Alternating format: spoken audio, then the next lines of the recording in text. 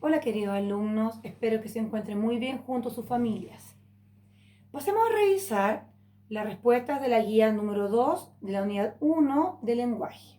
La primera pregunta apunta a una imagen en la cual aparece un caballito de mar y usted tenía que poner algunos conceptos o elementos que manejaran al respecto. Por ejemplo, la primera pregunta dice, ¿qué animal es? Caballito de mar. ¿Dónde vive? En el mar. ¿Cómo es su hábitat? En un lugar con algas de color verde, café, hay luz. ¿Qué sabes de él? Que es un animal marino, es un pez. La siguiente pregunta es un texto informativo, más y específicamente un artículo informativo, porque informa acerca de los caballitos de mar. Ya sabemos que el artículo informativo informa acerca de cualquier tema, en este caso el que estamos leyendo. Los hábitos del caballito de mar y principalmente lo que más llama la atención, que el macho realiza la gestación de las crías. La siguiente pregunta, 3 características del caballito de mar. Que su cabeza es como la pieza de ajedrez, su cola es como la de un mono y tiene ojos de camaleón. La función parental del padre consiste en hacer posible la gestación de las crías, la que ocurre en su vientre, una vez que la madre ha depositado los huevos dentro de una bolsa que el caballito de mar macho tiene en su vientre. La siguiente pregunta habla acerca de la importancia de los ojos. El caballito de mar tiene ojos separados, o sea, independientes. Con uno puede ver la cría, la presa que quiere cazar, y con el otro ojo puede ver el predador que quisiera comérselo. Por eso es importante en los ojos del caballito de mar. En la siguiente pregunta dice, pregunta acerca del concepto, acerca de la palabra mamá. ¿A qué se refiere? Que en este caso se le aplica al padre de los caballitos de mar, pues en la bolsa que tiene en su vientre se realiza la gestación de las crías. Luego, pregunta, ¿qué otro animal de características extrañas? Acá tenemos el ornitorrinco. Ese es un ejemplo, podrían haber otros animales, pero yo puse que es el ornitorrinco, ya que el ornitorrinco es una mezcla de varios animales. Por una parte, primero que nada, el ornitorrinco es un mamífero que se reproduce por huevos. Lo normal es que un ornitorrinco, que es mamífero, se reproduzca por cría viva. Este se reproduce por huevos. El pico del ornitorrinco es de pato, al igual que sus patas, lo cual le permite nadar. La siguiente pregunta tenemos, a continuación se presentan encerradas las partes del artículo informativo. Ya sabemos que el artículo informativo tiene introducción, desarrollo y conclusión. En la guía quedó encerrada cada una de esas partes. No la voy a leer porque es largo. En la siguiente pregunta tenemos desarrollo y resultado de unos sinónimos de unas palabras. Por ejemplo, tenemos repliegue es doblez pliegue. Cavidad es espacio hueco dentro de un cuerpo. Acechar, avistar, vigilar. Tubular, que tiene figura o forma de un tubo. Y erguido quiere decir que está rígido, tieso. Esos son sinónimos. La siguiente pregunta, tenemos un recuadro donde hay oraciones y hay que ver si corresponde a modo indicativo, modo subjuntivo o modo imperativo. O el modo indicativo corresponde a una afirmación o la negación de un hecho. El modo subjuntivo corresponde a una posibilidad, algo que posiblemente podría ocurrir. Y el modo imperativo se refiere a una orden, un mandato. El padre experimenta convulsiones continuas, está escrito en modo indicativo. Ojalá que no experimente convulsiones, eso está en subjuntivo, es una posibilidad. No convulsiones, por favor, es una orden, es el modo imperativo. Cada cría mide aproximadamente 1 centímetro de largo. Está en modo indicativo. No creo que mida 1 centímetro esa cría, una posibilidad, porque la persona que está diciendo eso está emitiendo un deseo o algo que podría ocurrir. Mide esa cría rápidamente, es una orden, es el modo imperativo. Las hembras ponen los huevos en los machos, modo indicativo. Pon los huevos en el macho, es una orden, modo imperativo. Espero que ponga los huevos en el macho. Eso está en modo subjuntivo. Siguiente pregunta. Hay una lista de verbos en un recuadro y hay que poner aquí que sea en infinitivo, gerundio o participio.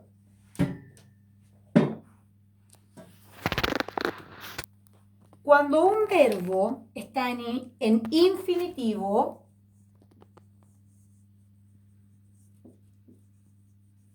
termina en ar, o ir. Cuando está en gerundio, termina en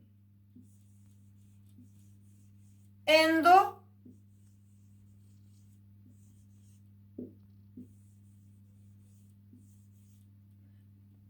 ejemplo para infinitivo, cantar, ar, beber,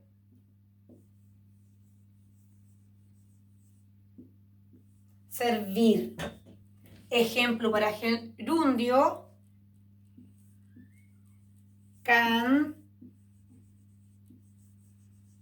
cantando,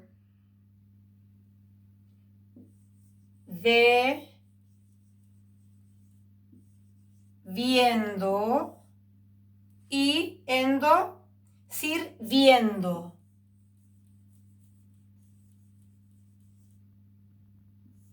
Son parecidos. Ya, y para participio,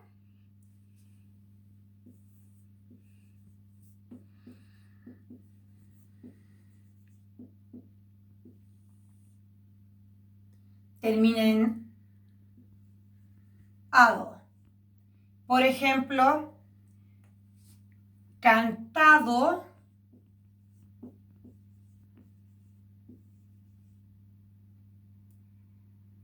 bebido,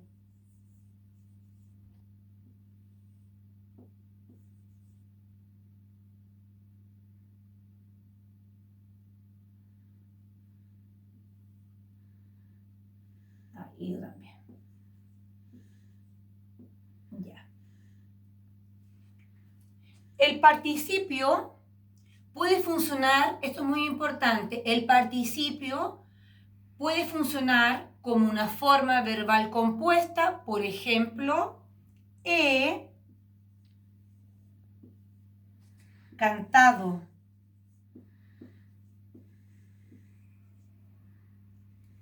Ahí se forma con el verbo haber, pero está funcionando como verbo auxiliar, el cual acompaña al verbo principal.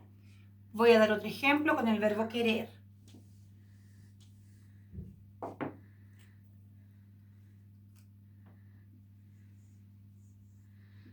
He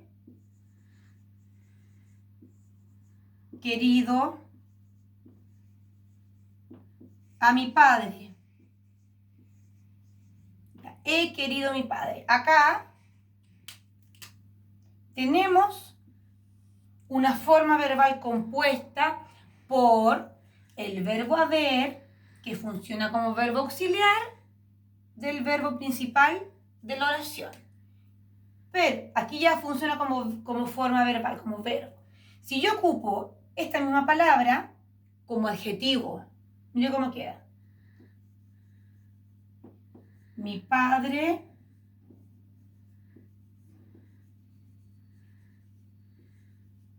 querido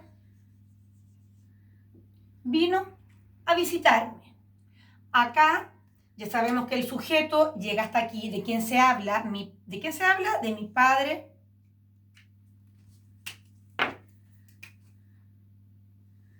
¿De quién se habla? De mi padre querido, es el sujeto. Y todo lo demás, lo que se dice del sujeto es el predicado. Entonces, ¿de quién estoy hablando? De mi padre. ¿Cómo es el padre? Es querido. Entonces, ahí, querido, está funcionando como adjetivo. Es un participio que funciona como adjetivo. ¿De quién? De padre, que es el núcleo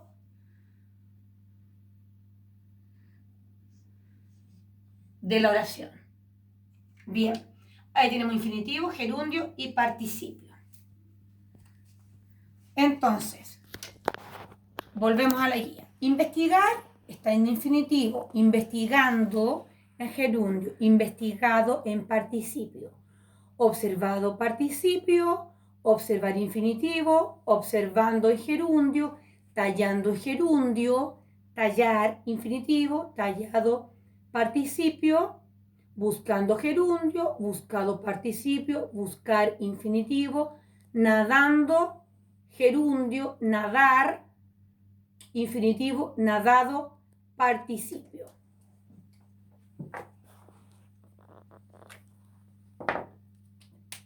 Chicos, el infinitivo es el nombre del verbo. Es el nombre del verbo. Cantar, beber, servir, soñar, reír, escribir.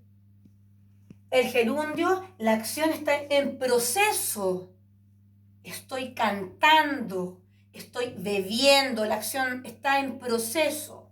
Y el participio, la acción ya vendría a estar finalizada. ¿Ya? Eso es como lo más importante de estas formas, que se le llama formas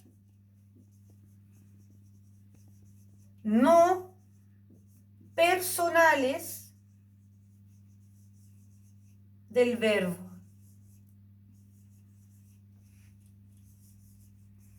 Formas no personales del verbo. Y en las formas personales están el modo indicativo, subjuntivo y el imperativo. Siguiente pregunta.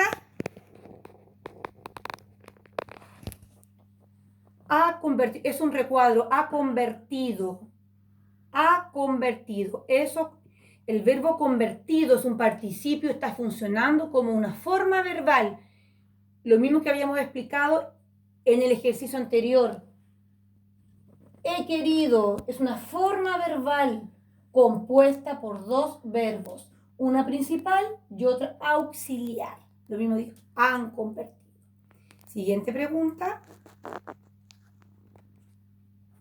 Me piden escribir 3 oraciones utilizando el verbo haber, el cual es un verbo auxiliar. Ya, yo le escribí ahí, ya, con el verbo, con comido. Puse, en mi casa he comido todos los días con mi familia. He comido, forma verbal compuesta. Luego, con escrito. Mi amiga ha escrito. Ha escrito. Ha es el verbo auxiliar, el verbo ver como verbo auxiliar, acompañando a el participio escrito. Luego, con el participio bordado, ellas han bordado unas maravillosas fundas de cojines. Han bordado, forma verbal compuesta. Siguiente pregunta.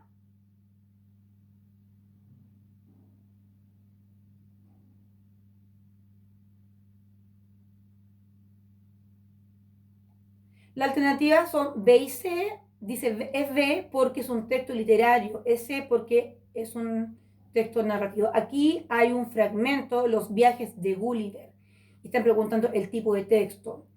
Es un texto literario y también es un texto narrativo. Siguiente. En el mismo texto están destacados dos verbos, estaba y avanzaba. Y esas son entonces, corresponden a formas personales del verbo, del modo indicativo. La siguiente pregunta.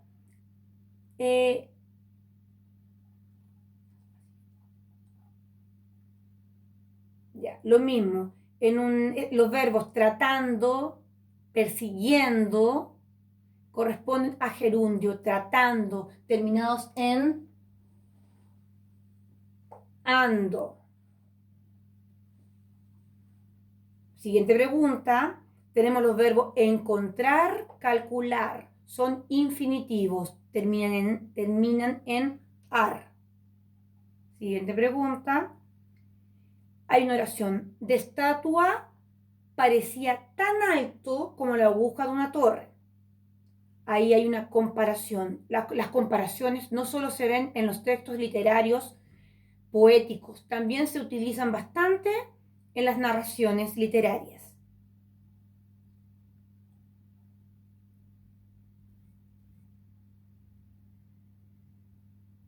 La siguiente pregunta.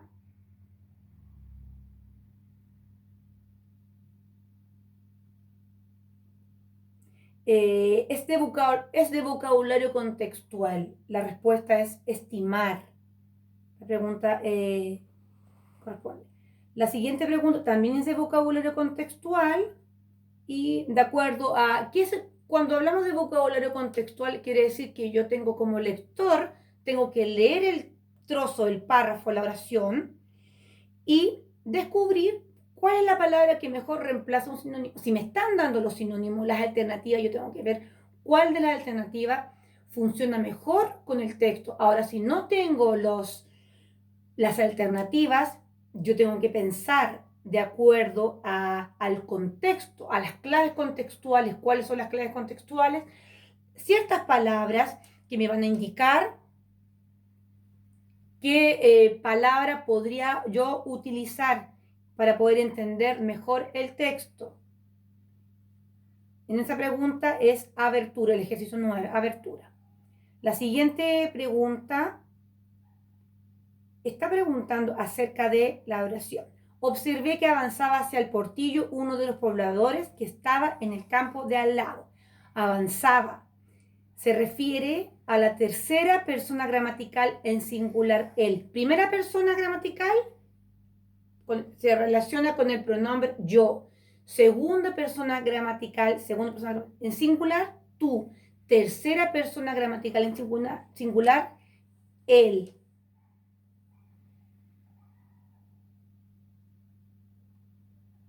Siguiente pregunta. Es un ejercicio complementario. Yo les mostré un video. Usted tenía que visitar una página de YouTube donde el tema también era el caballito de mar, el tema de nuestra lectura. Y usted tiene que escribir lo que más le sorprendió del caballito de mar. La respuesta que yo le doy, que habita en aguas cálidas y poco profundas alrededor del mundo. Tiene una armadura ósea que le da resistencia, lo cual lo protege de otros animales, como otros predadores. No tiene diente y actúa como una aspiradora de alimentos. La otra pregunta que yo les puse que es, ¿qué te parece que en el lenguaje está incorporado un mapa?